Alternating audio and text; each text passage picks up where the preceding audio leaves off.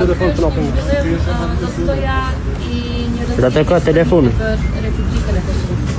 Në radhë të parë, për shkak se kjo është një organizatë ndërkombëtare. Pra është antarësim i Republikës së Kosovës në një organizatë ndërkombëtare dhe atë si një ndër anëtarët themeluese të kësaj.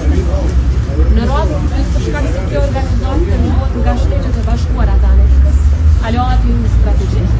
Dhe në radhë të tretë, për shkak se SHBA ka përzgjedhur pikërisht Kosovën në mesin e disa shteteve që janë anëtare themeluese, duke pasur parasysh përvojën e Kosovës në shtetë në ndërtim të paqes, në ndërtim të aleancave, përvojë kjo që do mos të ndihmojë në ndërtimin e paqes edhe në vendet e tjera të botës. Dua poshtë ta përmend faktin që kam besim të plotë që kjo organizatë ndërkombëtare do të jetë një ndër organizatat më të suksesshme në historinë moderne të botës. Në radhë të parë, për shkak të lidershipit të guximshëm dhe vizionit të presidentit Trump dhe të Shteteve të Bashkuara të Amerikës, dhe në radhë të dytë, për shkak se bazohet në vlerat më fundamentale të njerëzimit, pra në rëndësinë e paqes për të arritur gjithçka tjetër, sepse pa paqe gjithçka tjetër është e pamundur për shtetet, për kombet dhe për popujt.